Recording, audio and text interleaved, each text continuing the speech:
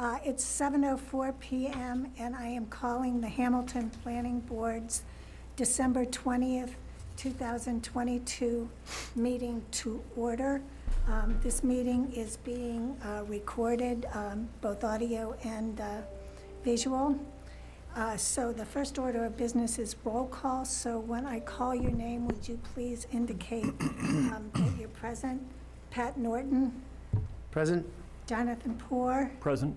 Bill Wheaton. Present. Emil Dahlquist. Present. Rick Mitchell. Present. Beth Herr. Present. And I note that Richard Boroff is not present and Marty Crouch present. So our first order of business is to consider a request by Willow Street Hamilton LLC, often referred to as the Tregorth Companies, to consider a request to amend their site plan to include some motor vehicle chargers. So if Dave Tregorth is available on Zoom, he can present his request. It is something that's routine. Arguably, we might not have needed to hear it, but I thought in the interest of posterity, we would dot the i's and cross the t's, and we would have a site plan that accurately reflected everything that is on the site, including those chargers. Thank you. Can you all hear me? Yes. Okay, wonderful. And I'm not sure if I'm able to share the screen. It's not giving me the option at the moment. Share my screen.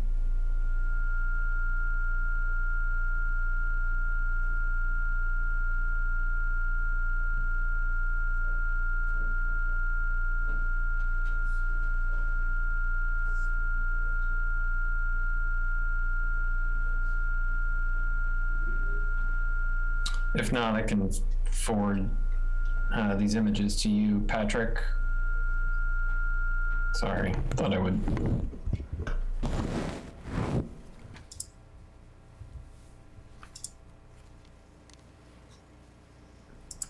I don't see him as a.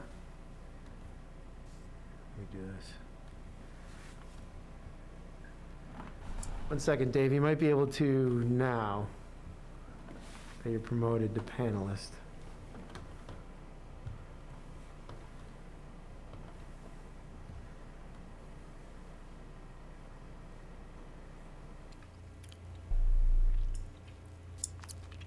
There we go.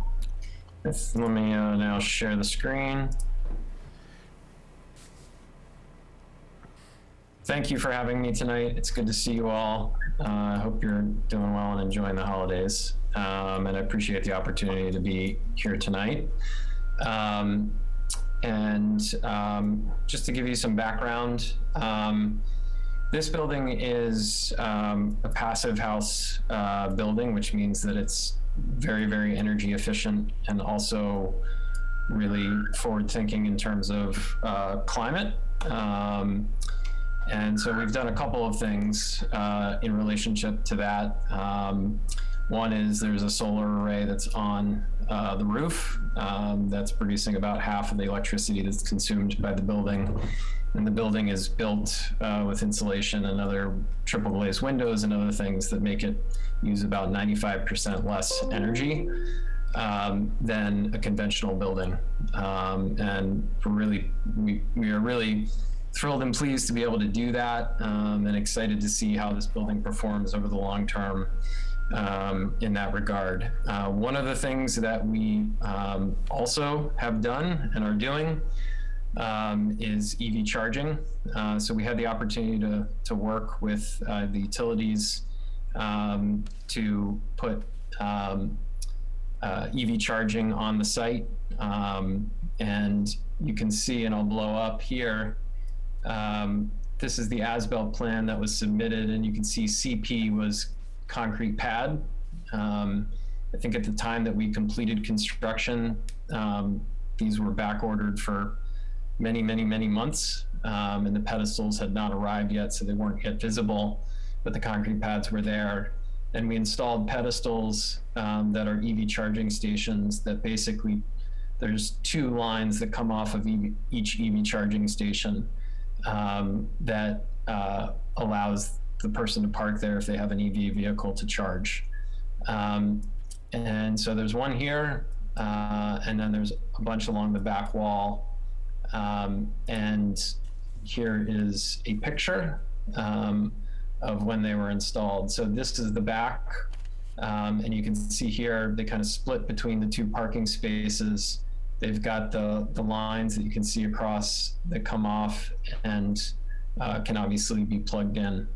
The idea is basically we want to encourage EV vehicles, and these are connected obviously directly into the building. People are able to go up with their phone and tap, and they have an account with Enel, and basically purchase the electricity that they're using for their car right through that app system. So this is one, and then this is the other one. This is right here, as you can see from these little red dots. So it's really something we're excited to provide as an opportunity for our residents. Obviously, we're not expecting everybody to go sell their current car and go buy an EV, but we certainly have a lot of people who are really interested in living here because we're going to have this amenity, and who are obviously thinking about the opportunity to purchase an EV vehicle because they have this ability here. So we're expecting these to be turned on. We're hoping National Grid's going to do their thing very soon to turn on everything, and then they'll be fully operational. And with that, I'd be happy to take any questions. Well, speaking for myself, I think it's commendable what you've done there with those EV charging stations. And I drove back there, and they're by no means obtrusive, and I commend you for doing that. Does anyone else have any questions? I've got a minor question. Just, Dave, did you also install them in the covered parking area as well? Yes, we did. Those are not on the site plan because they're just attached to the building, but all the covered parking does have wall hanging ones, so you can pull them off and plug in your car there as well. Sorry, I meant to mention that. Yeah.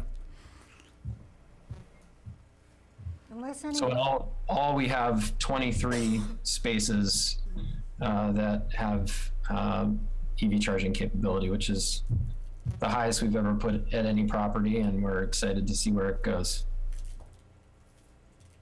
Unless anybody else has any questions, I will entertain a motion to, for approval of the request by Willow Street Hamilton LLC. I second that. I think, No, you need to move the motion. I make a motion that we accept amended version of the site plan for Willow Street LLC, number 59 and 63.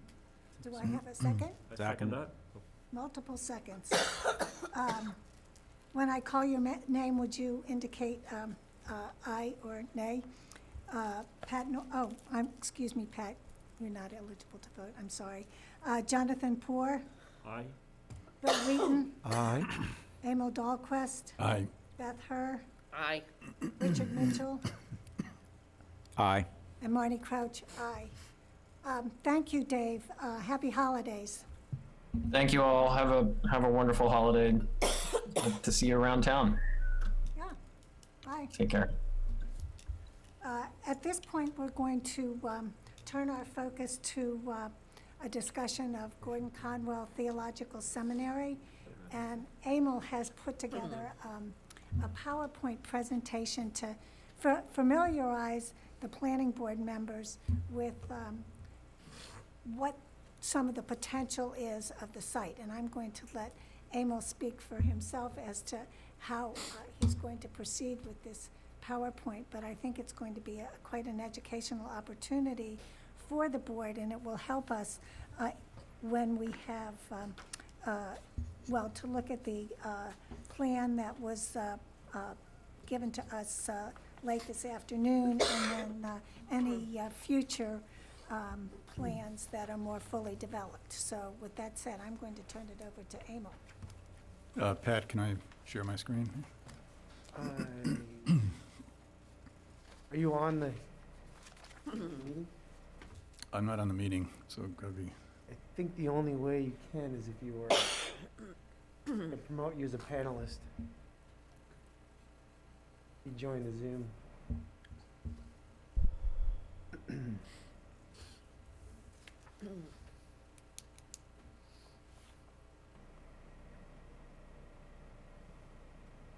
Can you demote him to a participant and then remote him? Oh, well, he's not in the, there's no, He's got to join Zoom. he's got to join the Zoom. I can promote or see if demote. this is the, Yes, we need to. I didn't realize that property just, that was, a passive house is not an easy certification to get. That's, I don't know if there's any other in Hamilton, passive house. That's a tough, that's like one of the highest grade sustainability certifications you can get. It's cool that we have a, I don't think many towns would have a passive house certified. sign in. Rick, as the chair of the Hamilton Development Corporation, I didn't want to take up the time by asking Dave DeGorth, but is that building almost fully occupied, do you know? It is. It is. It's Oh, yeah. fully occupied or almost fully occupied? Well, it's, the only thing that's still waiting is the first floor commercial component. And has he rented that? Was it a bakery or something? Well, it's supposed to be a bakery, and Brian Stein is working with, I believe, the bakery owner to do the design. They ran into a problem because the construction company that, they hadn't finalized the plan as to what was going to go there and the configuration. When the construction company finished, and the construction company said, well, we got to move on because we've got other contracts. So they basically had to go out, well, they had finished the design and then find another construction company to Do the build-out? do the build-out. So that delayed the process because so many people were busy. But I'm under the impression that in January or February, they'll begin construction on that. But that's the only component that's left. Ken Barnes and Mayor, you want to let them speak. These two guys? Yeah.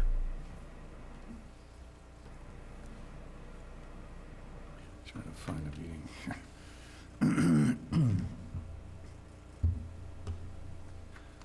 I gotta go to the website.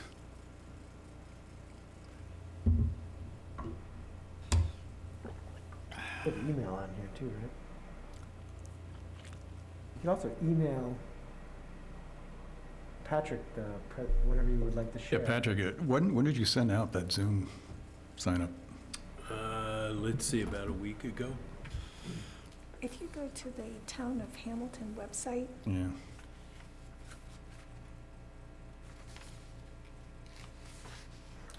Oh, it's right here. Right there. but he needs to cut and paste it. Okay. Or, yeah. I'll be there in a second.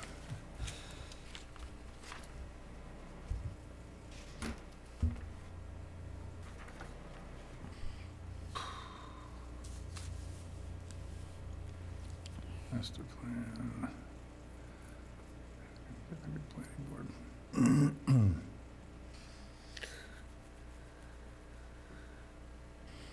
Did you find the email? Yeah. If I have the date, fine.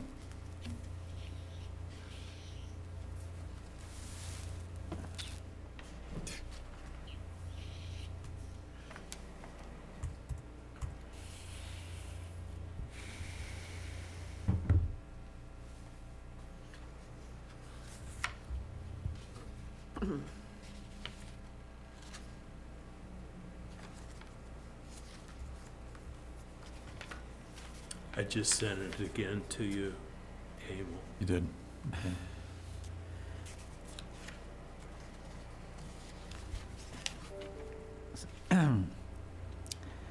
Marnie, can you explain how this dovetails with what's going on with the independent consultants?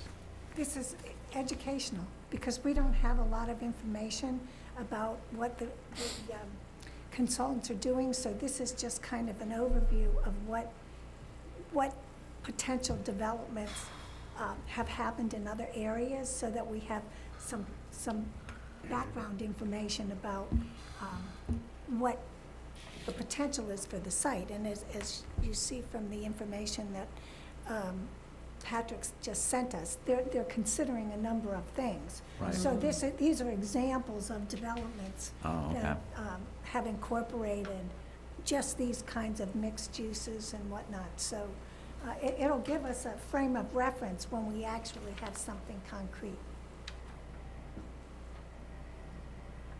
And similarly, I don't know if you read the memorandum that I gave you that had some case law about contract zoning and spot zoning, so that we're familiar with those terms if and when they were to arise. I mean, they're things that we should have a working knowledge of. Right.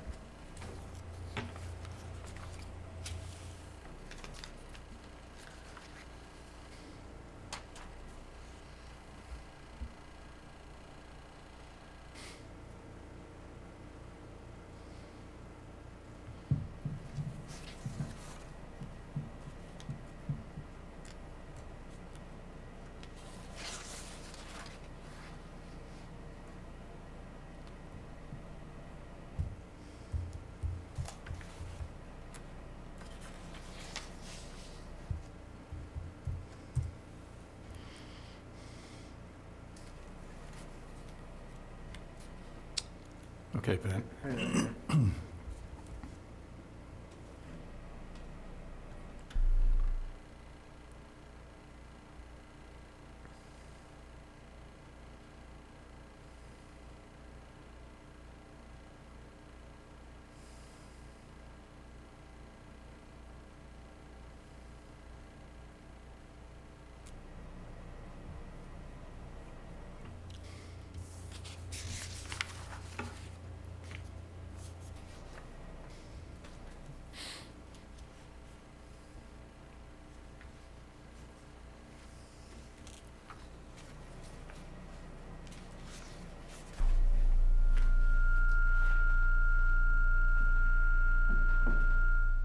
Pat, is that on? You should be able to share your screen. You're in as a panelist.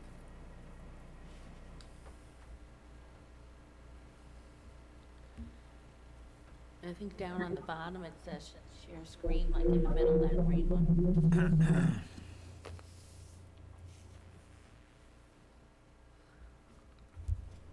Oh, there you are. You got your camera turned on, now you can just swap the screen.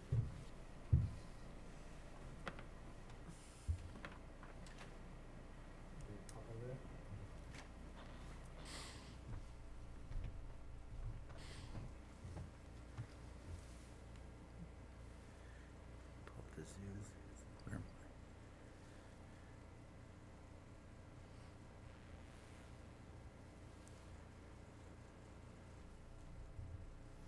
Minimize the screen.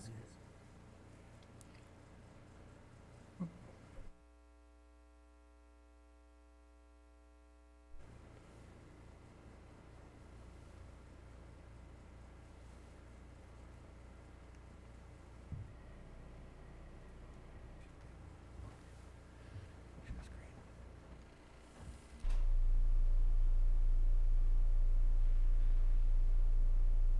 There you go. Yes, it's not a show. A show all the time. Turn off yours.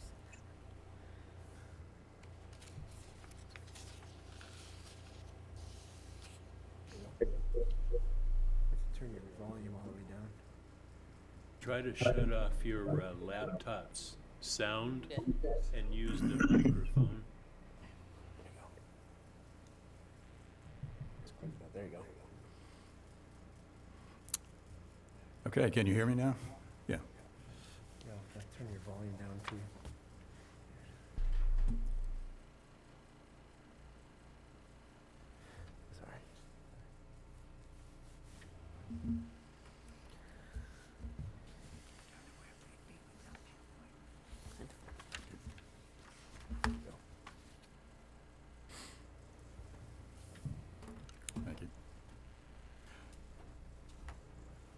Okay, thank you.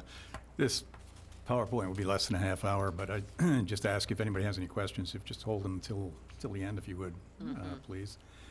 But the purpose of this meeting, because we don't have a lot of information, I haven't received a lot from the design team as of yet, is not to get ahead of the project so much as to begin a process of having the planning board have a dialogue amongst itself, people on the planning board, to talk about mostly about the coding of this. Nothing about the layout, nothing about the design of it, but just to get familiar with what some of the tools are that we could use going forward in discussions with John Whitten and others. So again, this is mostly about coding, but we'll touch on some other things that are significant. This is a general table of context: historic opportunity, goals, code options, site assessment, and becoming familiar with design-based codes. These are the broad topics that we're going to cover in this. On the code options, we're going to look at conventional zoning, which we're all familiar with. It's use-based coding. We're not going to really say much about it, because this is probably not going to be used on this particular site, nor is it appropriate to use it here. Coding for special situations is where you have conditions such as overlay districts, conditions on a particular site that warrant some kind of protection. It could be historic, it could be water, it could be any number of things, where an overlay is an appropriate way to do it.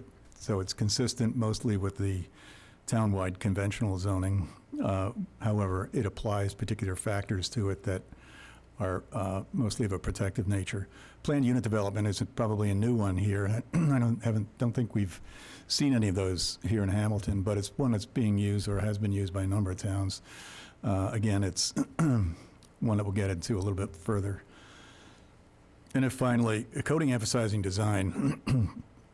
And by that, we mean prescriptive, not proscriptive, which means kind of getting proactive, deciding what it is that you want rather than what you don't want there on the site. And it's prepared by coming up with organizing principles, pictures, not words, and an official map on the site. Historic opportunity, this is for the participants, I think this is a very important time. The historic partnership between the town, residents, and a 50-year-plus neighbor, the seminary, is a good opportunity, I think, for both parties to get together for a project, I think, that where both parties stand to benefit. The other historic opportunity is for all to create a code that will produce intended results, and that's hopefully what the end of this process will be, is that we're going to be looking at something more design-oriented, or a code that really works for things that matter most on the site, and that's usually just the physical relationships of various things. So I think that this does mark, I think, a historic opportunity for us. Just briefly, this is an illustrative development examples, but you have, if you look on the top there, these obviously are not Gordon Conwell, but you have an open field, you have wooded areas all around the perimeter. You can develop it two ways. You can go conventional, which really is the sort of the underlying zone on this site. In this case would be single-family dwelling units spread uniformly across the site. Or you could choose to go a creative way, where it's part of that picture's gone, but what it is more concentrated, compact development, tighter, same number of houses, but done in a different manner so that you're preserving those parts of the site, especially environmentally preserving some of the characteristics that make it different, make it unique. Mm-hmm. This is a map from David Gamble, borrowed. It's the overall context in looking at this. The adjacent zoning is on the northerly part, which is the top of the drawing there, or top of the photograph. Bridge Street is R1A. On the easterly side, Woodbury Street, R1A. Along the south, Essex Street, R1A and RA. There's a brief part, a small part that touches RA across the street. And on the westerly side, it's almost exclusively residential, R1B.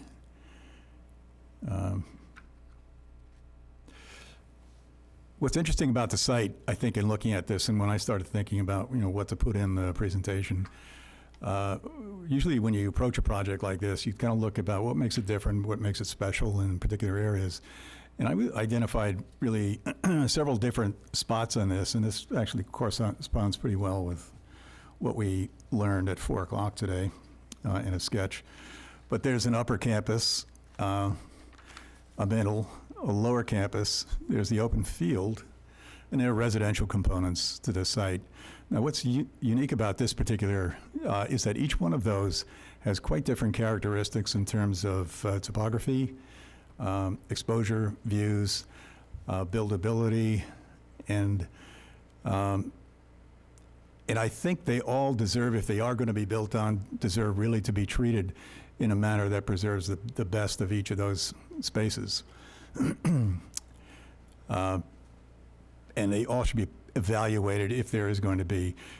We don't know at this point what the purpose of this whole site will be. We don't know how many interested developers will be here. We don't know how many components to a project will be here.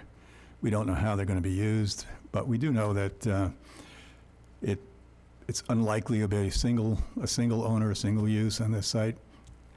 That's probably low probability. So if you had to pick sort of, I'll call it a worst case scenario, but a scenario where it's the most complicated, it would be with multiple tenants, multiple projects going on there, which would make code writing much more complicated.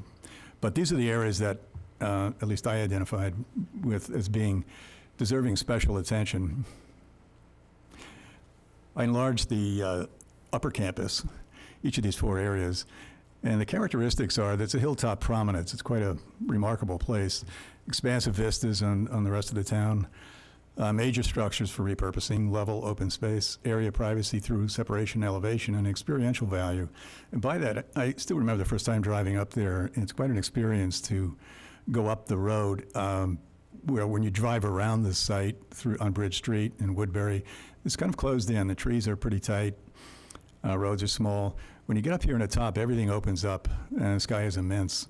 And it's quite a nice experience going there, and I can see why Gordon Conwell Theological Seminary put a chapel up on top of this site. It's quite a nice site for that particular purpose. So it is experiential, and I'll just say that that in fact, that experiential is what architecture is about. It's about what good site planning is about. What is the experience you want people to have there? So this is something that should not go, I think, unaddressed in the future. The highest point in Essex County. Yes. That if you go back, Yeah. Highest point in Essex County. field between the 2 buildings to the left of the road Yeah. is the highest point in Essex County. Yes. That in itself is significant and makes it unique. And why this really requires, I think, a special treatment up here, at least in my opinion. The middle campus, this is a fascinating area, again, in walking the site. It's got heritage landscape as defined by the Essex County Heritage Landscape Group surrounding the retreat building. It's got scenic views across there, sweeping lawns, walking paths, mature tree cover, meaningful open space. It's also got quite a nice slope to it. It's 12 to 16%, going from an upper part of the hill downward. So it is buildable, but it really begs the question, what is the contribution of this open space to the site itself in general, especially if you start filling up with buildings? It's one that I think we're going to come back to at some point. And again, quite different from the top. This is all sloping. It's not flat. And it's got good tree cover. The lower campus is from the retreat building down toward the Pilgrim Hall. And here again, it's kind of interesting. On the left, you see the road coming in off Essex to the first intersection there on Pew Lane. What's neat about that is it's a remarkable vista up to see the historic architecture there. Very neatly, that building is, you only see part of it. You see the upper part because of the slopes and the small hills that fold into each other. So you actually get a peek of the building, and then as you approach it, it's slowly revealed. more, just as the road is kind of disappears because of the topography, because of the way it's graded and sloped. It's, again, it's quite a beautiful view and a potential gateway, I think, to the lower campus, right at that intersection. And however it's done or commemorated or identified, I think there's a huge potential there.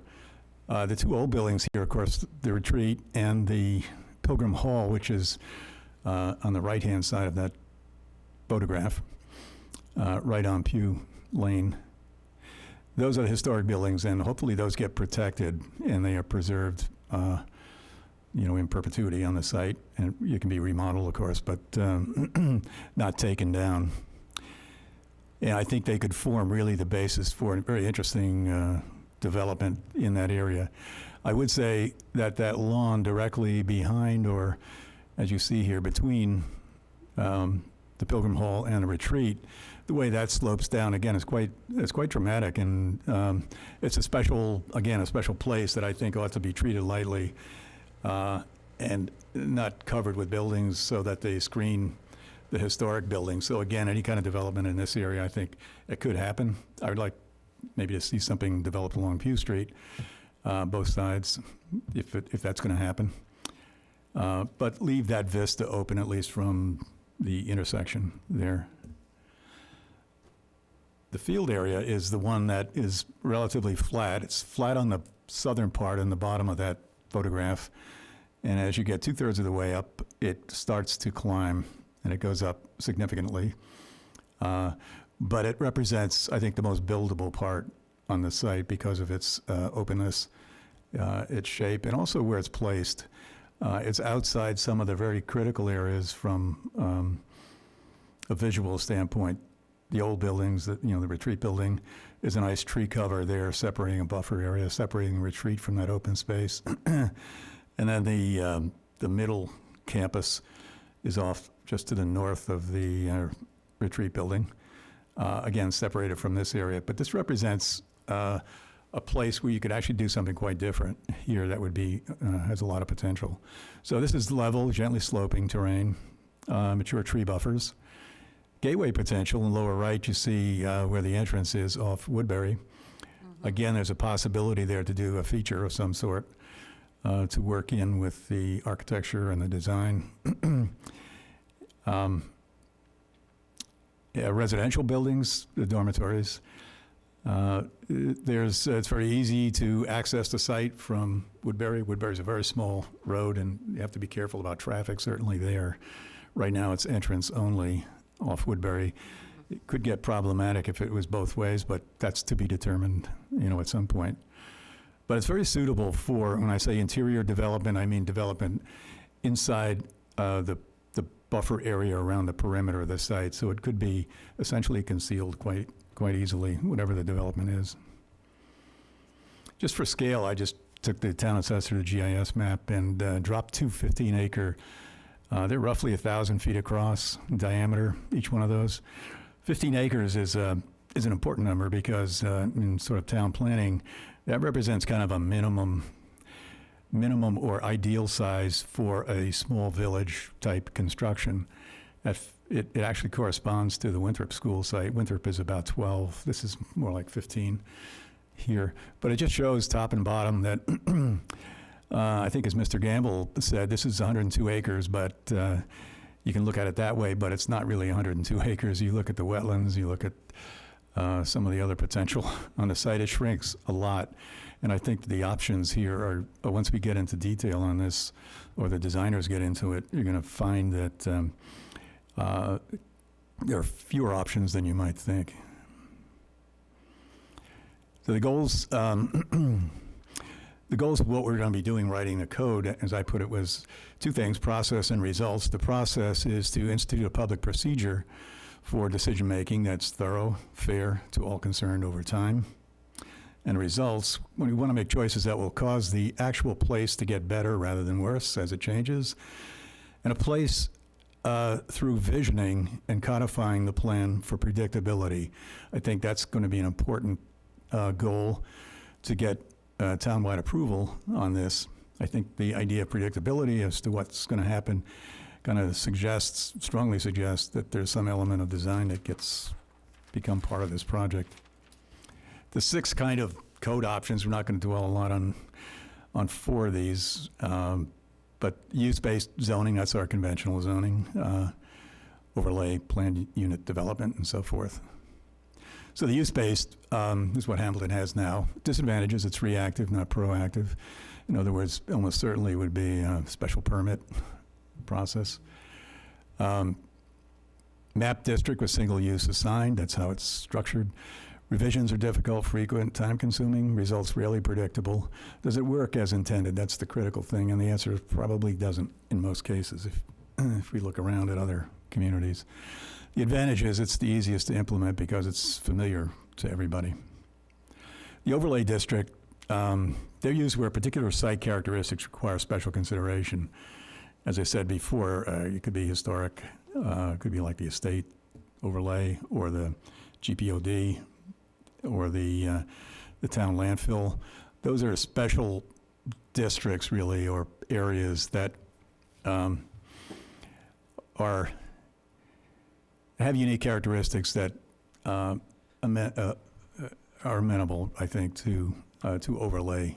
Overlay, there are generally 2 parts to that. It could be a mandatory overlay or it could be an optional overlay. The optional is where the underlying zone really controls. The mandatory is the one where the overlay district replaces the underlying district. Disadvantages, again, it's still proscriptive. It's prohibits versus promotes.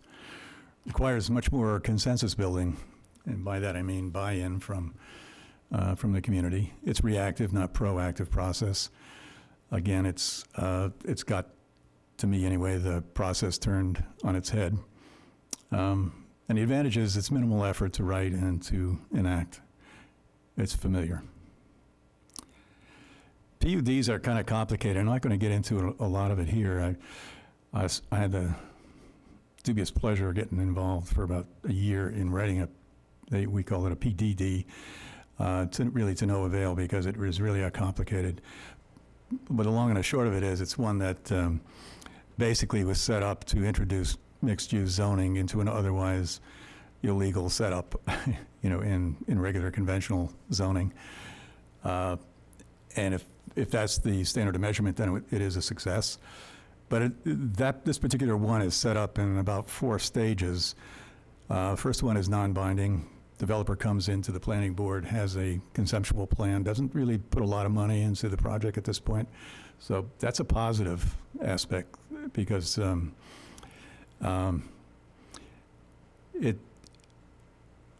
a lot of these special permits are so wasteful, money-wise and time-wise, where it's kind of a trial and error where the developer comes in and says, does this work, whatever.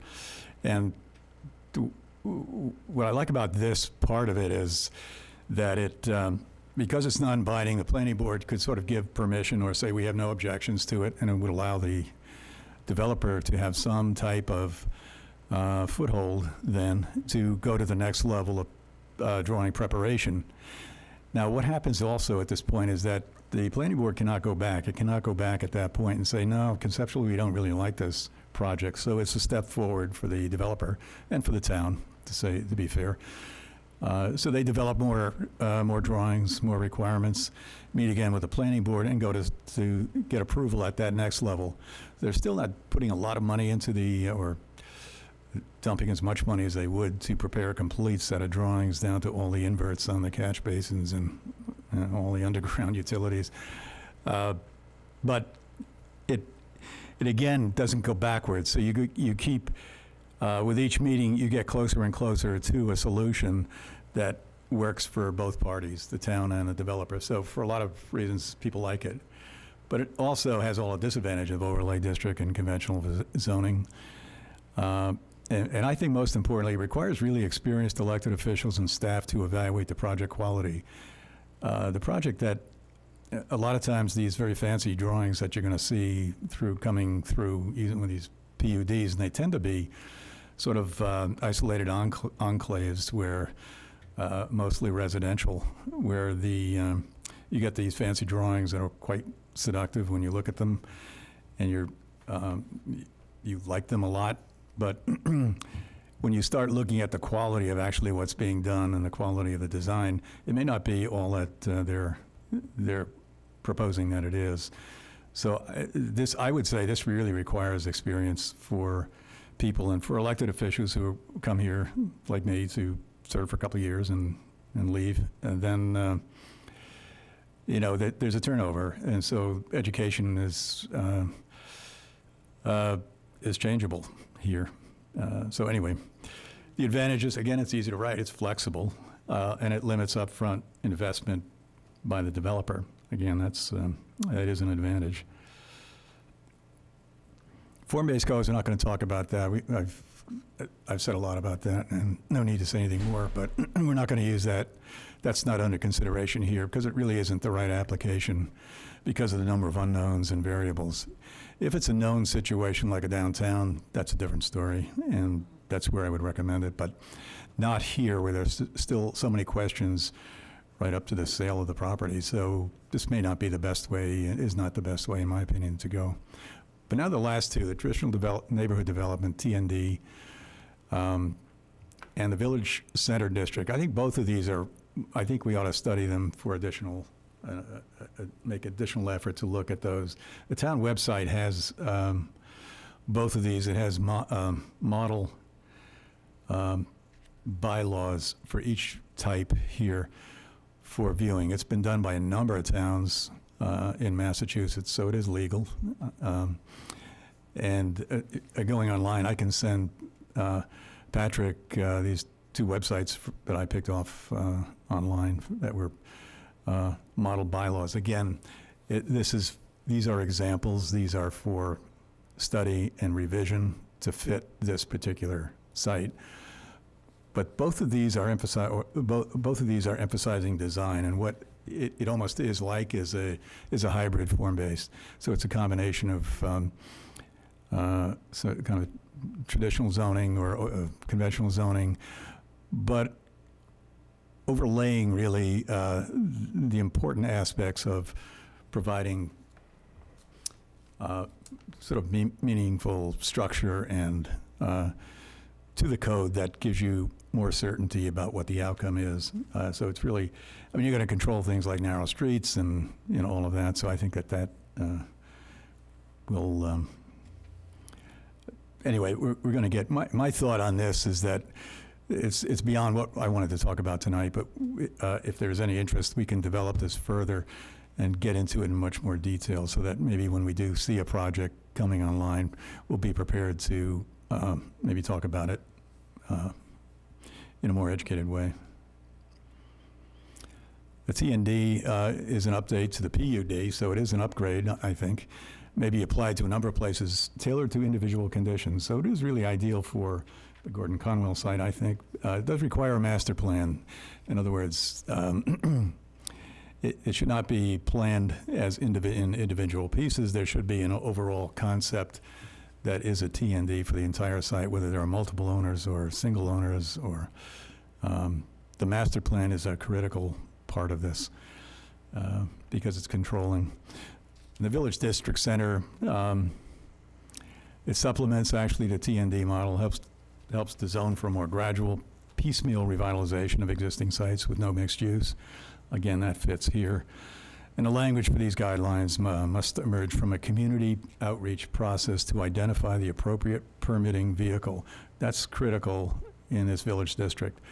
That, our design team fortunately has a third workshop coming up that would be really beneficial, and we're eager to find out what they found out in the first two meetings, so we can see what they use for principles that they were, as I understand it, they were going to take the results of the first meeting or two, create principles for what they believe the people in town want to see, and use those to guide any kind of design decisions. Disadvantages for both of these: it must be carefully crafted to avoid creating too much density and traffic. Now, this is the most common criticism, that why maybe the village district is a better option here. The TND planned, or the traditional neighborhood development, can become too large. And I think there definitely, to me anyway, is a point at which people will not abide too much development, I think, on this side. That's just a guess. The advantages can guide new development patterns that are civic-oriented, pedestrian-friendly, economically vibrant, and environmentally sustainable, and evoke a sense of place. These are all really smart growth principles that is one of the big advantages, I think, of this type of design-oriented coding. So site assessment informs the code. So doing a checklist, I know, but we were looking for, we had earlier comments on a base map. This is sort of what it is. A site assessment is, all right, what's going on there that we need to know about? And there are really three areas: physical data, cultural, and a data correlation. Physical data, typically it's water, existing water bodies, natural man-made drainage channels, topography, patterns of landform. The contour is critical, slope analysis, how do you navigate the site? Visibility analysis, where are the views? What do you want to save? What do you want to trade off for something better? Circulation analysis, streets, unique features. And again, the top of the hill is a unique feature to this site, so how do you treat that? Ecology is a map of the general plant cover, including wooded areas, specimen trees to remain. Again, critical. Man-made structures, existing buildings, circulation, and utilities. I know David has done the utilities, the septic system on this. But these generally, in most projects, when you approach them, and again, I'm putting this down so that, you know, as individuals, if we wanted to go out to site and do our own survey on that, these are some of the things that we might want to look at and identify for future discussion or to bring up after we start seeing some design. And finally, experiential qualities. This is, again, experiential site planning, like architecture, is an experiential art form. It creates many different emotions in people. You can make you happy, it can make you horrified, it can make you really unhappy, your architecture. And so that's what I mean. When it's a three-dimensional experiential art form that impacts you in ways that don't always know about. So the character and relationship of the visual spaces, again, I was impacted by that middle ground quite a bit there, the open space and the sloping area. Viewpoints and vistas, early from the top, vistas from the intersection there as you enter up to the old building. Visual focal points there again. These are all critical things that you make note of it. And this is the sort of thing I think David Gamble would gravitate toward, because he seems to be quite sensitive to some of these ideas, I believe. And then quality and variation of light, sound, and other senses. So these are all significant. I mean, a lot of architects will go out to a site if they're going to locate a house. They go out in different seasons, they go out different times of day just to check out the light. It's really fascinating to see what happens over the course of a period of time. Cultural data is pretty straightforward. It's site history and traces. Again, we have two historic buildings. Traces would be any stone walls or any other features there on the site that represent Hamilton's past. Would be great to keep, or at least identify. And the data correlation, classification of site by areas of similar structure, quality, and problems. In other words, you could look at each one of these sites, and it's why I kind of identified that middle campus area as quite different from the top and the bottom, because it's very different structurally with all the slopes. So why would you treat it the same way if you're writing a code that you would on the top? And you know, it's a significant amount of area. Identification of key points, lines, and areas. Analysis of current and likely future changes. Identification of significant problems and possibilities. Again, that's a critical one too. What are the problems on the site, and where are the opportunities to do something really great on the site? These are all things that I think the designer would really gravitate toward and be mindful of. This is a photograph compliments of David Gamble. I just stole it. And this, of course, is the whole site on the plan. And what David did was a topo. So this is taken from his brochure that he gave us at the site walk. It shows the grading going down, probably 4-foot contours going down there. And natural features, a little hard to read this one. I'm not sure what he was pointing out there, but street network, of course, that's critical. It's actually street and utilities. I didn't show the utilities, but that's all documented here, so that's a good bit of information to have. And then finally, we get to the becoming familiar with design-based codes. So this section has information that's pertinent to the two design-based or design-oriented codes from the mass.gov website. One is titled the Model Ordinance for the Traditional Neighborhood Development and the Village Center Overlay District Model Bylaw. Those are two that, again, I can send a link out in an email. So if you want to read up on those. Emphasizing design. These design-oriented share some common features. The first one is they have to be organized in some way. So you have a problem that you have, say, a group of buildings. Let's just say it's a downtown area. You have a problem. How are you going to organize it? Is it going to be so that you can build it in a cohesive way? And it's either done by street, which is frontage, which is public realm facing buildings. The building, which is a building type, it's not a style, it's a building type. It could be a two-story building, it could be a particular historic buildings, whatever. And finally, location, which is one that I think in this case would be the appropriate way to organize the entire site, because you have these very different locations. They share some similarity, but they're also quite different. And I think you would not do a one-size-fits-all to the site in terms of a code. I don't think that's appropriate. Pictures, not words. Well, these design-oriented codes really like graphics because they're easy to read. They're really convincing, and there's no question about what is intended. And I think that's the neat thing about using graphic art really to supplement this. Now, I know this is not going to be part of, I'm just offering this. This is not part of the contract with the design team here, so I'm not saying that this is what they need to do. I'm just saying that it might be a neat project to create something like that. I mean, having done it in the past, it's really kind of a neat way to go about doing it. Really, it helps convey. It's a communication tool more than anything else, so I think it's a terrific one. I'm not quite sure what the final product is going to look like, the deliverables, but it won't be graphics. It will include, however, an official map. I'm certain it'll have a regulating map which shows where these different zones are within the site and how you then would relate that to a matrix of requirements.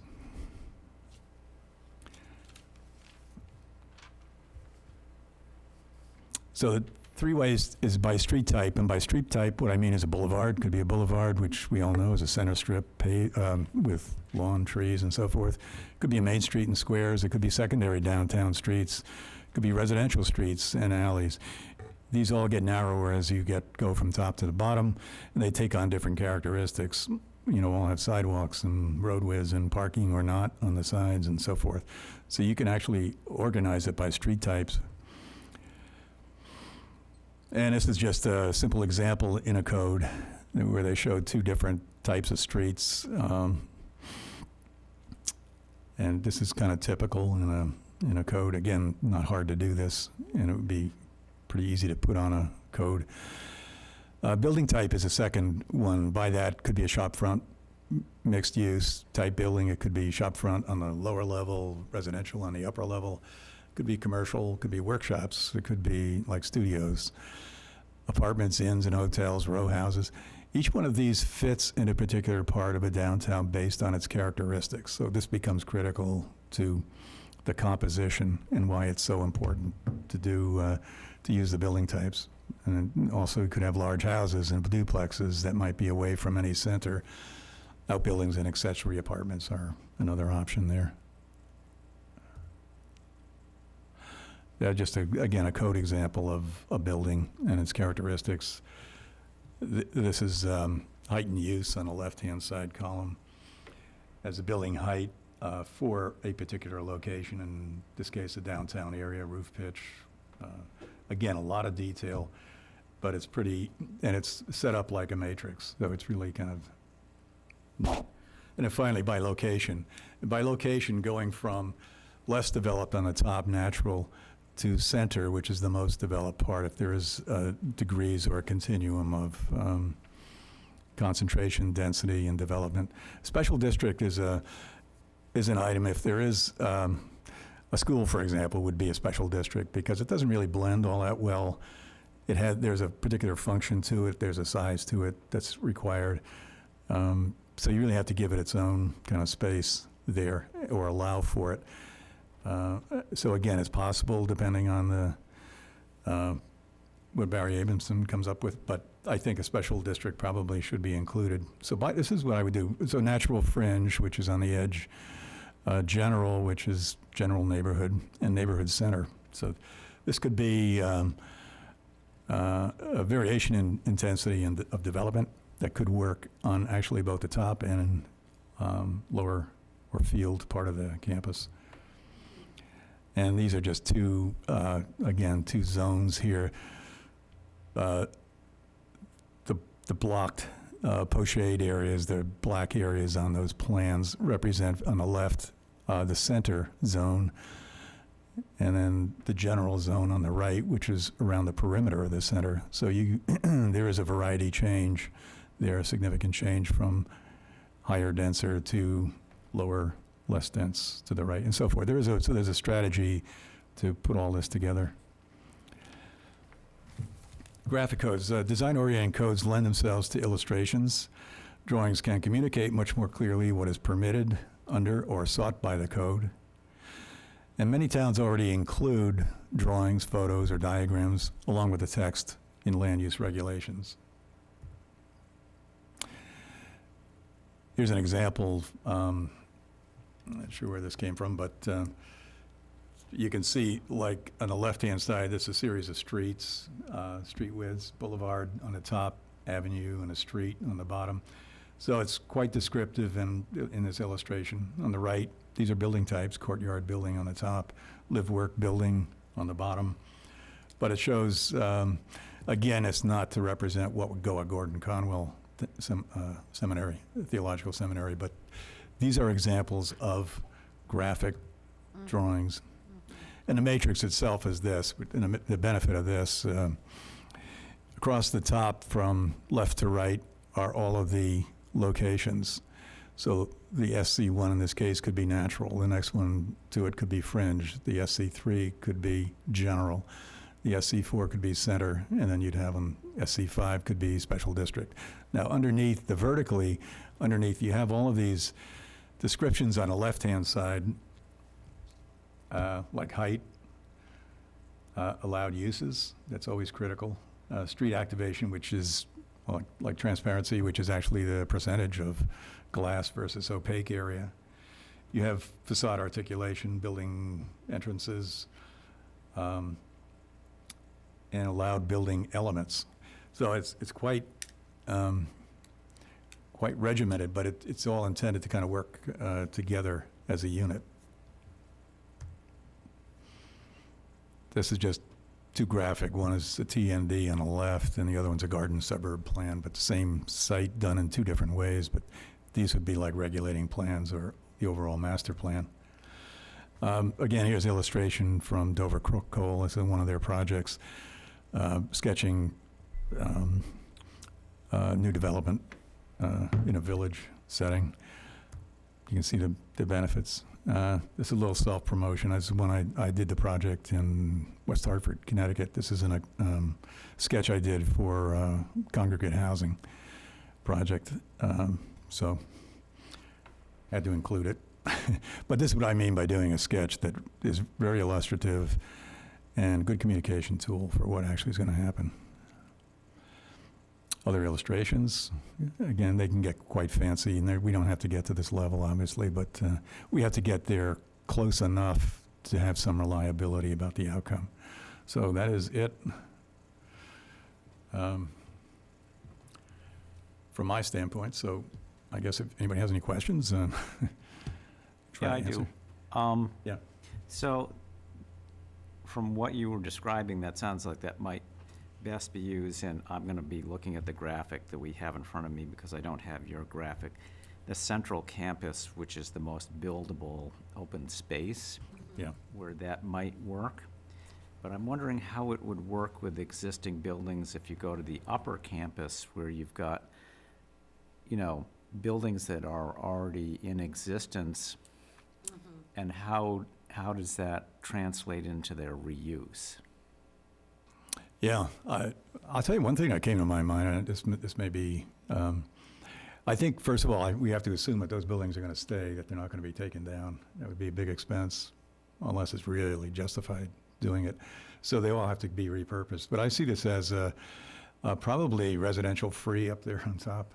Again, this is my own thought, so it should be part of our discussion, though. So I see it putting other buildings up here that relate to these and might have an enclosure between them that would be more inviting. I mean, I would like to see, one thought actually was put the town hall up where the academic building and the chapel is, right up on the left-hand side near the top. And then you'd have the library right behind it. That could be another use, or could be part of the town hall. I don't know. I don't know if there's any interest. I heard Sean at the meeting was saying that they were looking at the Pilgrim Hall as a potential site for, at some point, for the town hall. I don't know if that's true, but That had been discussed a number of times Yeah. before. Actually, we had an agreement informally with the college to be able to utilize that building for all town hall operations a couple of years ago during the period when we had intended on rebuilding this building. That budgeting wasn't approved, so, you know, we didn't pursue that building. However, I did spend a fair amount of time in Pilgrim Hall. Great building.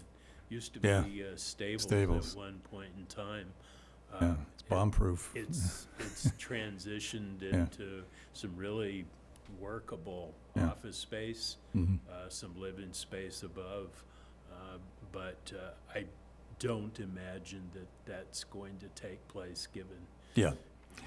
Well, it was an example. I thought, you know, the chapel, for example, could be a nice community hall, or could be the new memorial room, you know, as a gathering place. So I thought because I had heard that the town maybe was thinking about that, I just put that thought So there, again- So but- again, I'm just trying to, let's say those buildings are existing, how does that design process deal with those, assuming that somebody's gonna look at those and say, well, I'm gonna repurpose them, but most of my focus is gonna be on the internal repurposing. Mhm.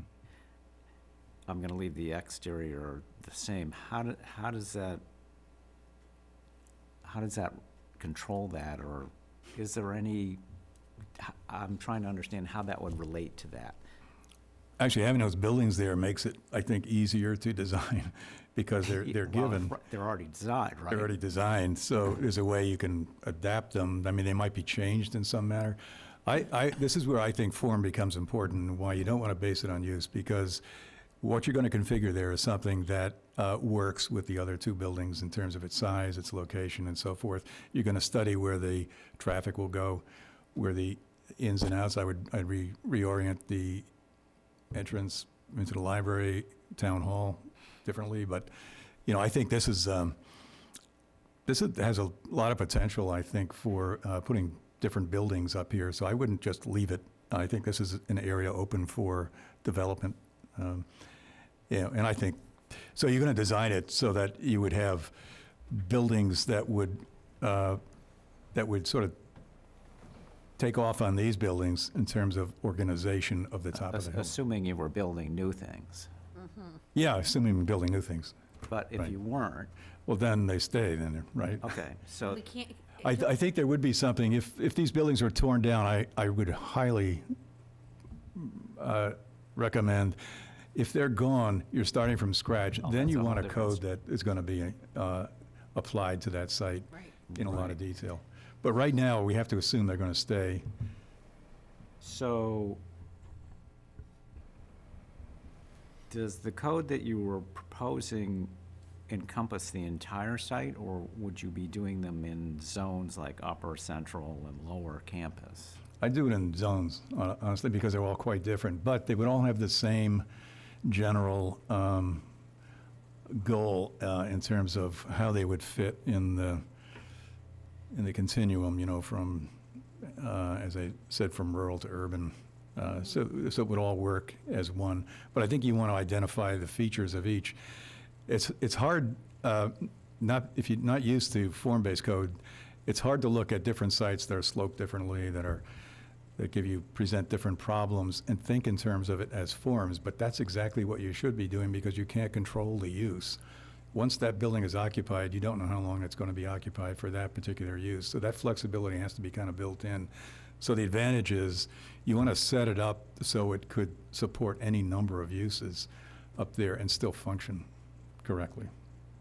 So I think the easy part is allowing various types of reuse of the existing buildings. The harder part is somebody did choose, you know, it's hard to imagine, but if somebody did choose to take the buildings down, I think there needs to be a little bit of something that Yeah. that manages that process. So to give a specific example, on Bridge Street, if folks pretty much clear cut to the top of the hill, there's a 50-foot buffer at the top of the hill, but if they clear out the undergrowth in there, at night the lights will be very visible from Bridge Street, you know, to the top of the hill.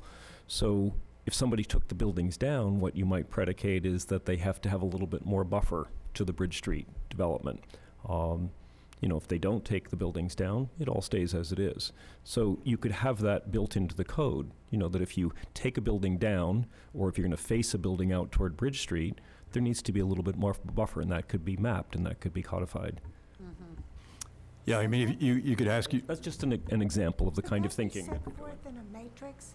So you would have option A, existing buildings, option B, buildings removed, and then these are the parameters. yeah, you'd have to cover all Yeah. situations. And- So But if again, you it- could do that in a matrix. Yeah. And then, I'm really, you know, I'm thinking of the warrant article. You know, so you would have to have some verbiage coupled with, you know, I think graphics and, well, let me give you an example. You could call that sort of a neighborhood center up there. You're already going to do all the graphics on the neighborhood centers. You know what it's going to look like, or it should look like. And you're going to be limited. Actually, this is going to be limited by parking in the end, how much you can actually do there. Parking is going to be, the traffic, that's going to be that's going to determine the size of your development up there. So it isn't every square inch that you can build on, because you got to provide parking But and would you do like a circulation. matrix for each zone Yeah, as part of this code? oh, yeah, yeah. So that sounds like it's gonna be, and you said master plan, so that sounds like a year-long effort. I'm just saying that, No, I'm just trying to be, Yeah, I'm it's- trying it to is be a- realistic in terms of understanding yeah. what it- what we've got Sure. in sure. terms of physical, and then what Yeah. we've got in terms of financial Yeah, yeah. priorities, and there are a number of moving pieces here. Statically, I get it. Yeah. You know, if you had a static piece of property and you said, okay, we're gonna redevelop this, then that makes sense. I'm just trying to understand the logistics of how that might occur. Because and again, I'm not saying this is not the right thing to do. Sure. I'm just trying to figure out Yeah. politically, financially, logistically, how this might work on this site, given the multiple pieces that are moving around here. My concern is predictability, honestly. Yeah, I for the get that. public. Yeah, And yeah. if there's a better way to do it, I'm open. No, and I'm not saying that that's Yeah. not the right way to do it. Yeah, I'm just yeah. saying, It is what it is, I guess, in terms of time. I Yeah, yeah. realize that. I think this is helpful in terms of understanding the options. The ones that you can go back, the ones I don't have it in front of me. You said they bore further investigation. there were two items, Yeah, the traditional neighborhood development and the village-centered district. right. So is that something that you're advocating as a Yeah, that's the one I would favor at this point, because they seem suitable for the location in Hamilton where this is, Hamilton itself, because they're more keyed to a smaller development, not a large development, but mixed use. So you get commercial, residential. And in fact, there are a lot of guidelines in terms of, and there should be civic components to it too. In fact, there is a lot of data on there that say 10% ought to be civic, 20% ought to be commercial. 30% should be residential. I'm making the numbers up. But actually, they give you ratios that help the viability of the center so it does survive. There's a critical mass that they have to reach, as you probably know, So to that might be survive. something, I know you like doing this, that might be something Yeah, to focus on, because this is a nice to do, yeah. but it may be so big. Rick, I see this as a first step, and this is an introduction, and I didn't no, come I to any get it. decision. So I thought that would be the next step for the planning board Yeah, because, to take this on, and get focused now. right, because we've got limited time, Right, and you've given us the tour, yeah, exactly. all the potential options, but I'm curious about those. There wasn't a lot of detail there, but I No. was thinking that there might be something worth investigating. Yeah, I mean, I could do it for the next meeting, but, the intention here was to kind of begin the dialogue. Right. And Oh, understood. And hopefully, we're going to get information from the design team that kind of narrows down what some of the choices are in terms of occupancy or what they're looking at, the probability that this particular site could be used for this or that. And Well, I think, and. I'm not going to base it so much on use, but really mostly intensity of development. So I think that, Well, and I think that, but we've got to figure out how to marry that use, because if you look at the upper, lower, and central on this map, you can see the existing library and central building, academic building. yeah, They're their own cluster, yeah, and they're going to have their own potential reuses. yes.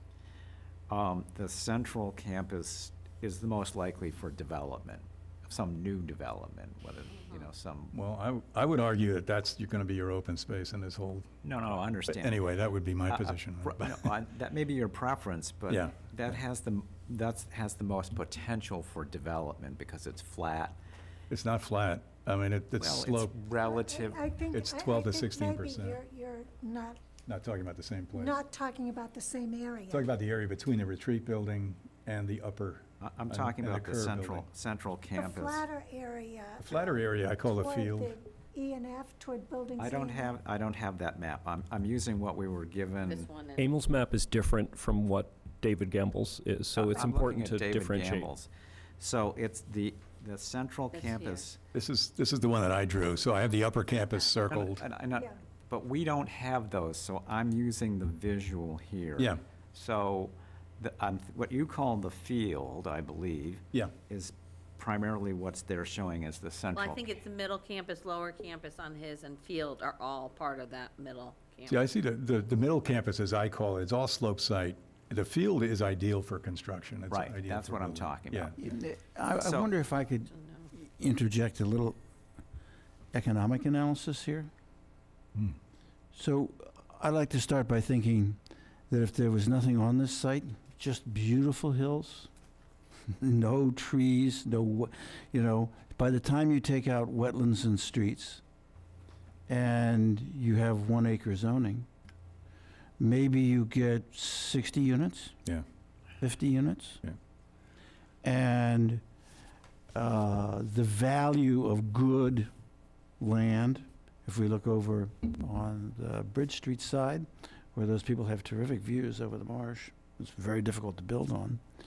So, the raw price for raw land for high-quality, single-family units is $200,000 an acre.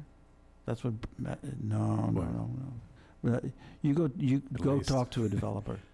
I Most don't- developers don't want to have, I don't need to. I'm looking at two houses being built on a third and a half acre that are going for $1.2 million. Yeah, but what did they pay for the land over on Bridge Street? They paid $200,000 an acre for that.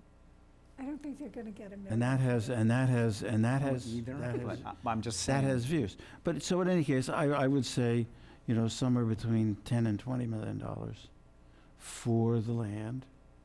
If it was all free and cleared, you know, no demolition costs, no rebuilding, you're just gonna start a single-family development from scratch. Now, I'm sure the town would favor, you know, be interested in some kind of cluster development, but I doubt that the town would want much more in terms of units than that allowed under the 1 acre. So they might say, fine, you can 60 units, cluster them, 75 units, whatever, cluster them. But so the value there still seems to me to be capped at somewhere around 15 million.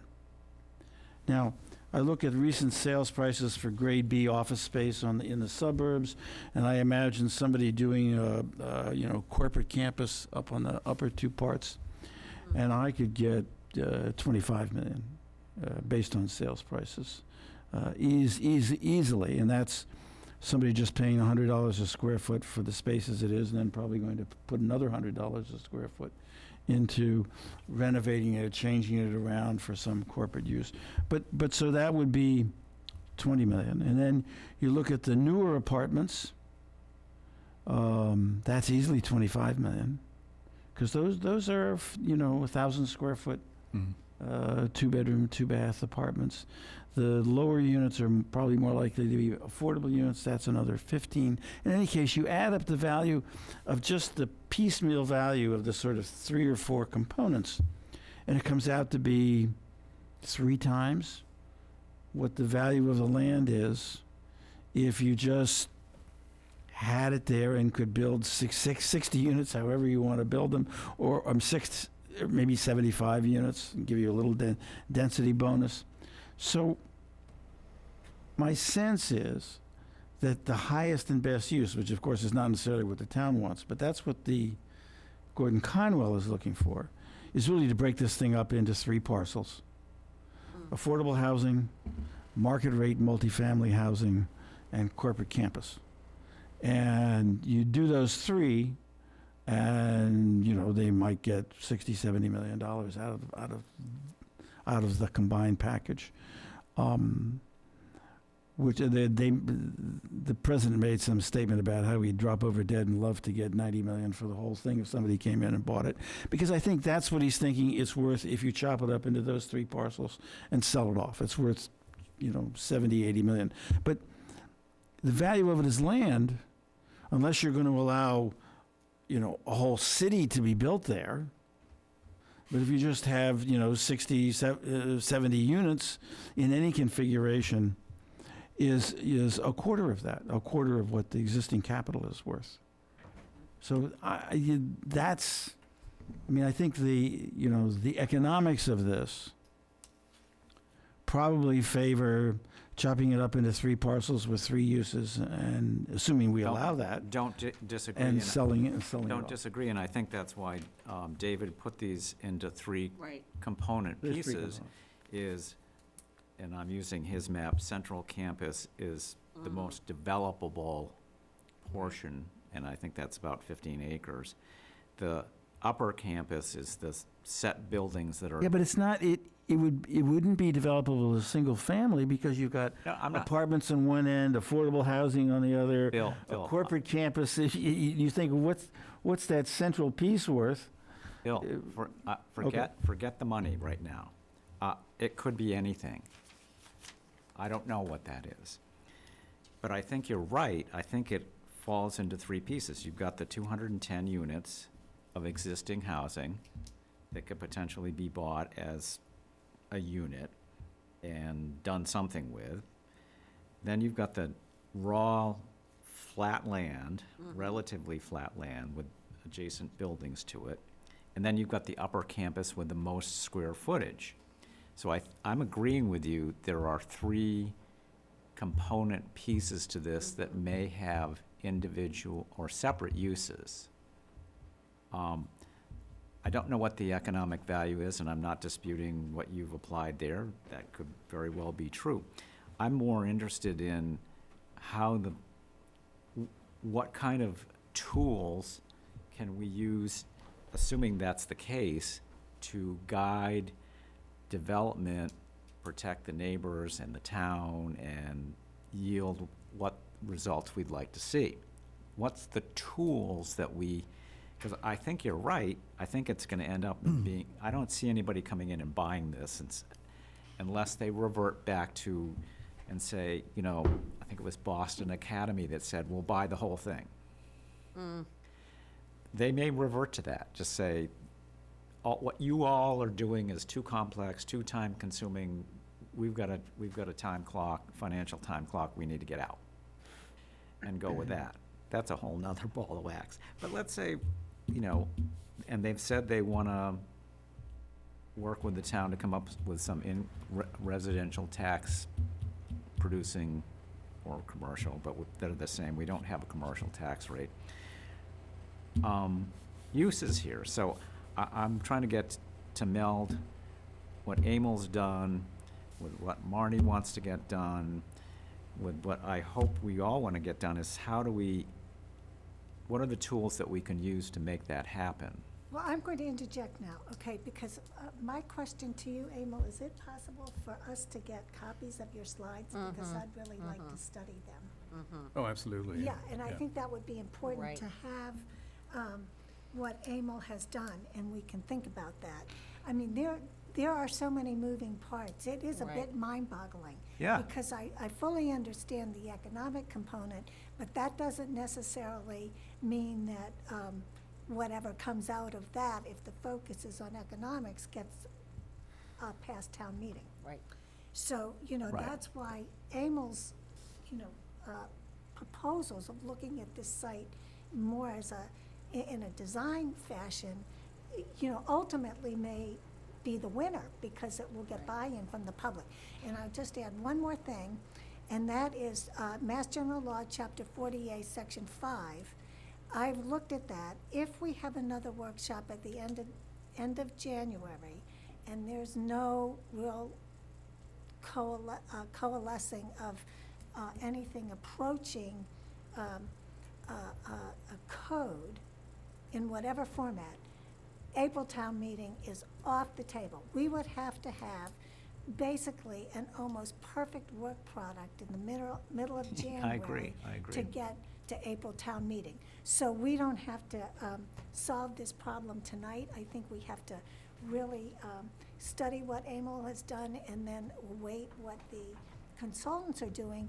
And then the big fly in the ointment is, we haven't even started to market this property. I mean, and then all bets are off because you never know how things will turn out sales-wise. Right. So that's why I'm hoping maybe you could go what you- back to that but- TD, whatever you were. Yeah, TND. the traditional neighborhood and the But village. this is the benefit of being proactive or prescriptive. The town can decide what it wants to see there, and then the developer can decide whether they're gonna find somebody who's gonna do it exactly that way. That's why I like the system. It flips everything over completely, Already have a floating. back to front. So you do the hard work up front, and then, so it's pretty clear what the town expects to happen here, which I like a lot. And then you design it accordingly, knowing that use is gonna change. So you have to be knowledgeable when you design it because you have to anticipate that kind of flexibility. But there is a certain look that the town is gonna wanna see there, and I don't think it's gonna be all residential, and that's my take on it. But Right. When- Anyhow, I don't know. I have a model, a traditional neighborhood development code. I mean, that's something we could That's the one I was share. gonna Yeah. send. Yeah, so we Great. can share some That'd be helpful. more information on this, and Emil will have his slides. So at our next meeting, we can continue this Yeah. conversation for sure, and maybe we will have, more information from the consultants, especially about the results from the last workshop. So with that Can I said, ask one question of Rick? sure.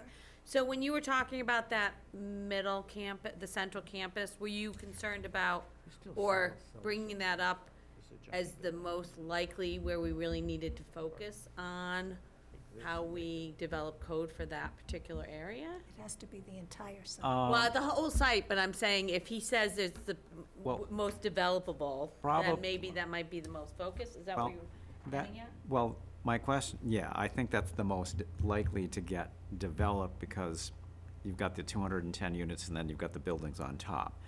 But my question is more of, do we have to have, we've got three components really, or three segments here. Is there a solution, one solution fits all, or are we gonna have three different? You have three different, but you don't know, if the buildings come down, you can decide what goes on top of the three options. So there's a way to do it, to kind of put the pieces together in the end, it's not I wasted. mean, we already have a floating business district that we could, apply that we could rezone the corporate campus to be part of the. We have an overlay district. Overlay district, right, but we don't have a multifamily district.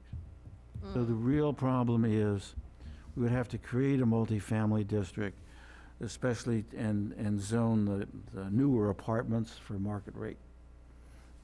Right, so Housing or condominiums, that whatever. multifamily district might include those existing units, Units.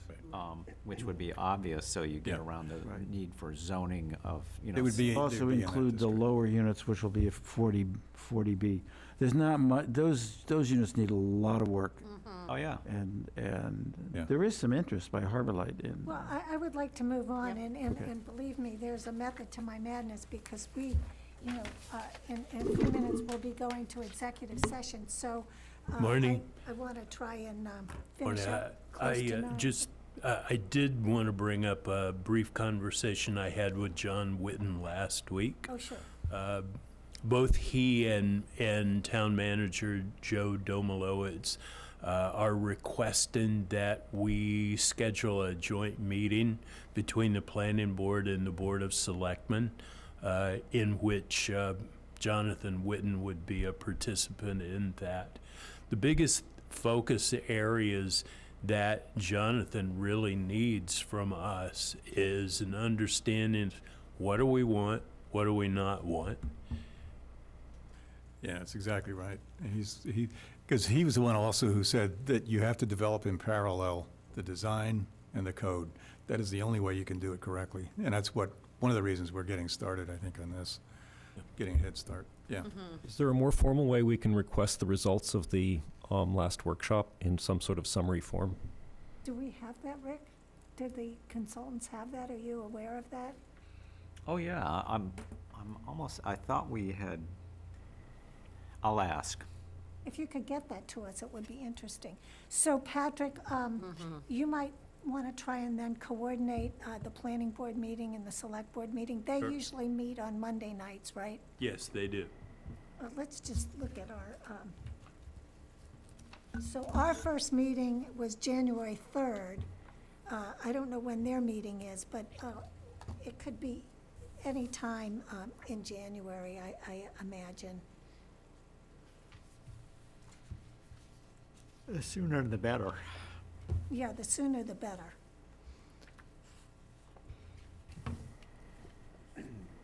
So you can let us know, because we don't know what's on the select board agenda, but certainly from my point of view, and I think it's a point of view shared by everyone here, we're very much interested in pursuing Gordon Conwell Theological Seminary, and we're allocating Right. sufficient amount of time to address as many issues as we can. And I think this was productive. I mean, at least it gets people thinking. So, I mean, these three parts of this property, but within that central area, I think you can actually parse out some other areas as well, because that's where you have some of the scenic vistas between the Retreat House and Pilgrim Hall. And so there, you have the mature trees, and so, it's an opportunity to be creative and design something that's really beautiful.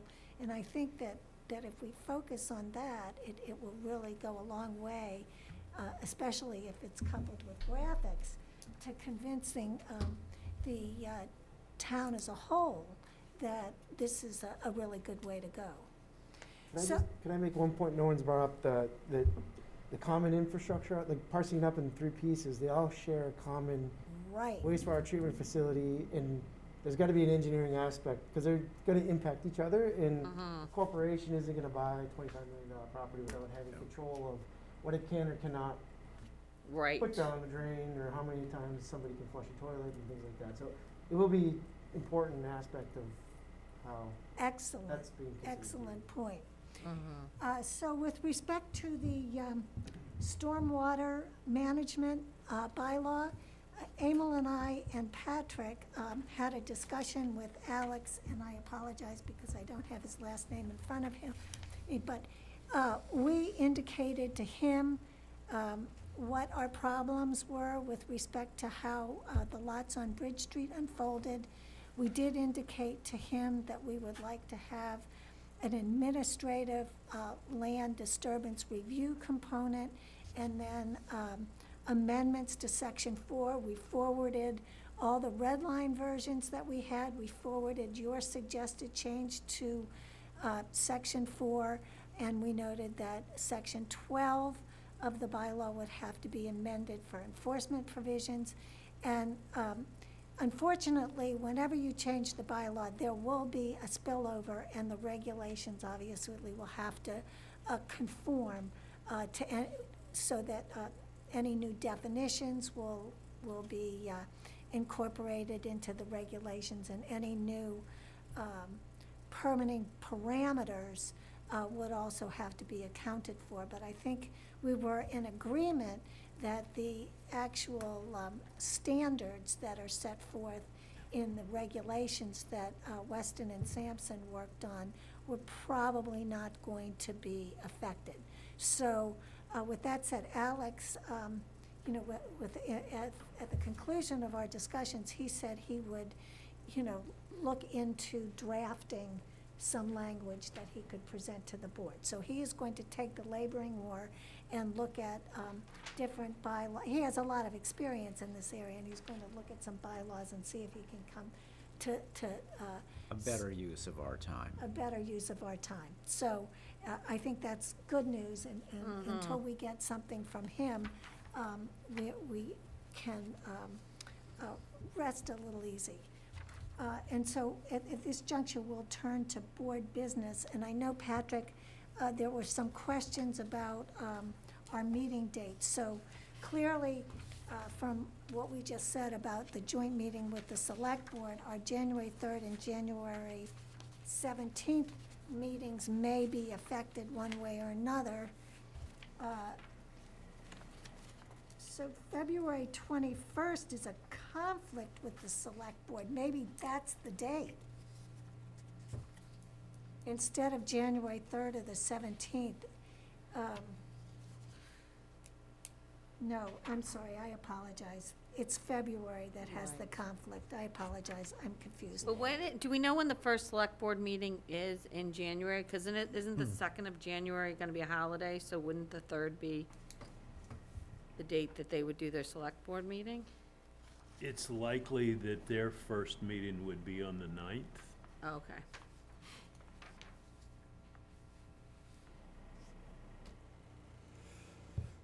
Well, see, So can we do Got it. can we do the 17th with the lawyer? Patrick and I are out of town, but that's okay. with John Witten, you mean? Yeah, He wanted to have a joint meeting with us and the Select Board. right. So the select board can come to our meeting. Oh, on the 17th? Well, Yeah. yeah, that would be perfect, because they can't meet on the 16th. January 17th, yes. That would be great if they could do that, Patrick, so let us know. I think Patrick's away, aren't you? Away on the I am 17th. away, but that's fine. So would you let us know one way or the other what's the best date and whether Sure. we have to move any dates? So February 21st, we have to move that date, so I don't know whether we would want to move it to the 28th or does anyone have any thoughts on February 21st? You want to move it to the 14th? Valentine's Yeah, Day? just kidding. Well, we're going to have back-to-back meetings. Right.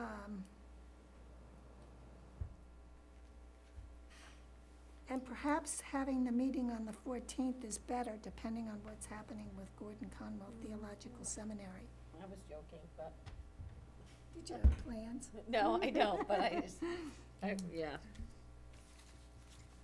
Any suggestions here? Are you trying to find another date other than the 17th? No, I've moved on to the 17th is going to be okay, especially if the select board, well, Okay, so depending what they want to do. We're looking at the 21st of February, because Okay. the 20th is a holiday, so select board will be on the 21st. Right, and for that reason, the select board will be in here at 7 PM. Is there another day that week we could meet? Yeah, Tuesday, Wednesday, Thursday.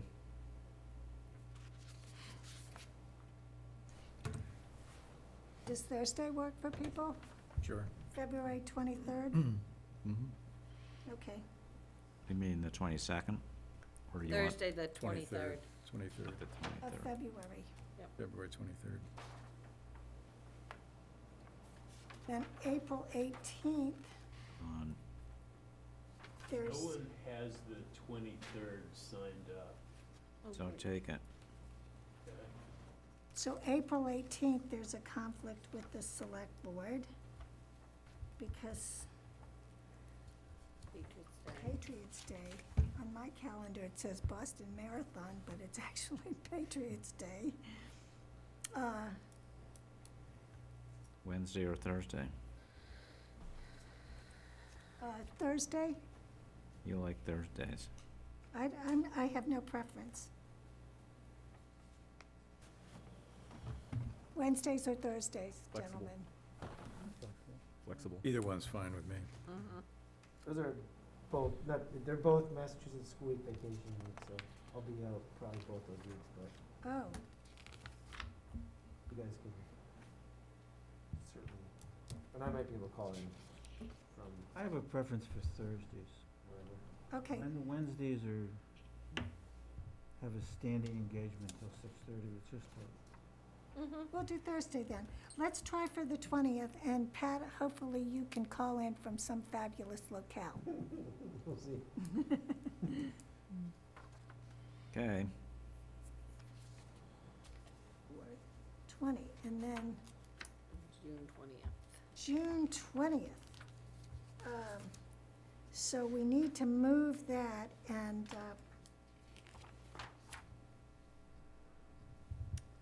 if possible, I would like to move that to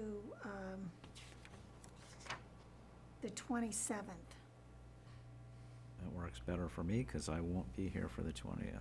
I won't either. Okay. So we'll move the 20th to June 27th, and then I can regale you with tales of my vacation.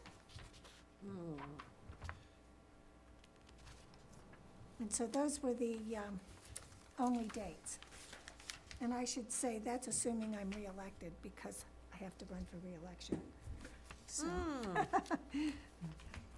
all that can be changed. So we took care of that business, board business. We have minutes on the agenda. Do I have any comments about the minutes? I had a couple. In the first minutes on February, it says I was absent when I wasn't actually a member. So I think, I'm going to suggest that we postpone discussion of the minutes. I don't know if anyone else observed that there were quite a few errors in the minutes, and so I would support postponing discussing the minutes. I think that's wise. I think now, Is there any way we can streamline it and just send our comments to Patrick? I think maybe the problems are a little more fundamental than that. Okay, Um, all right, so they need discussion. Yes. So at this point, Patrick, if you could give Robin Stein a call. I am texting her as we speak. Do we close off the Well, what I need to do is Make a motion. entertain a motion. So I believe it is advisable for us to go into executive session to discuss litigation strategies, and to continue our meeting in open session could prejudice that litigation. So at this point, I would entertain a motion to go into executive session. I make that Madam- motion. Madam Chair, I make a motion that we move into executive session. Second. Okay. When I call your name, would you please indicate whether you approve of that? And Pat, you will be able to vote on this. Pat Norton, Yes, aye. Jonathan Poor, Aye. Bill Wheaton, Aye. Emil Dahlquist, Aye. Rick Mitchell, Aye. Marnie Crouch, aye. Beth Har. Aye. Aye. Yes, you are named in the, I apologize. You're named in the suit even though you didn't participate in the vote. So at this point, the planning board is going into executive session, and once we are in executive session, we will adjourn from executive session. So at this point, this meeting is, for members of the public, now closed. Okay, we're gonna have them join this. So our friends in the TV room need to be notified that